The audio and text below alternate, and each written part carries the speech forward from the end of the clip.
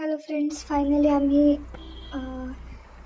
Fresh up वगैरे होऊन आता मार्केटमध्ये चाललो फिरायला आणि स्वामींच्या मठांमध्ये दर्शनासाठी मंदिरामध्ये इथे जे पण आयकॉनिक प्लेसेस आहेत तिकडे जाऊन दर्शन घेणार आहे. भक्ती निवासमध्ये आम्ही ॲक्च्युली स्टे केला आहे आणि खूप छान सोय आहे. खूप छान सगळे रूम पण खूप क्लीन होती. मी स्नेहा थोडंसं ब्लॉगसाठी शायनिंग मारते आहे. सो फायनली आम्ही मार्केटमध्ये आलो, स्वामींच्या दर्शनासाठी आलो. हे मार्केट तर इतकं सुंदर दिसतं इव्हिनिंगला, छान लाईटिंग वगैरे. मला खूप असं नाईस फिलिंग येतं. लाईक छान छान गोष्टी असतात, स्वामींचे मुकुट, त्यांच्या गोष्टी, हार, फोटोज वगैरे वगैरे, फुलं.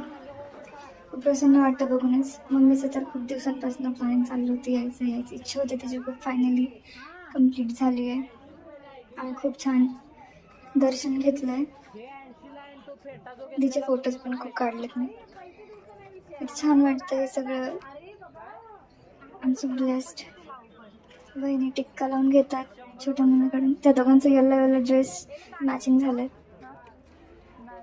आणि मी थोडं फुटेज घेते कुठून कुठून भेटेल ते. तिथे छोटंसं मुलगा आहे क्यूट. मी नाही लावून घेतलं. ॲक्च्युली माझे बिलीव्स आहेत की आपण फक्त गुरूंकडनं आणि स्वतःच फक्त लावायला पाहिजे टिक्का वगैरे. स्वामींच्या मठात आलं, समाधी मठामध्ये दर्शन घेण्यासाठी आणि खूप छान छान दर्शन झालं. खूपच जास्त छान दर्शन झालं. स्वामी खूप सुंदर दिसत होते. त्यांना खूप छान सजवतात, त्यांचं खूप छान पूजा वगैरे करतात सेवेकरी लोक. खूप छान वाटतं. प्लेस तर इतकी म्हणजे लिटरली खूप इतकी पॉझिटिव्हिटी फील होते इकडे. मस्त वाटतं यार. हा मिहीर छोटूसा आमचा. गर्दी पण होती खूप इव्हिनिंगला. छान आरती वगैरे झाली होती. सगळे फोटोसाठी वगैरे ट्राय करत होते. मी पण करत होते. माझी थोडी हाईट कमी होत होती, मला फोटोज नाही काढता येत होता. नंतर थोडं ट्राय केलं.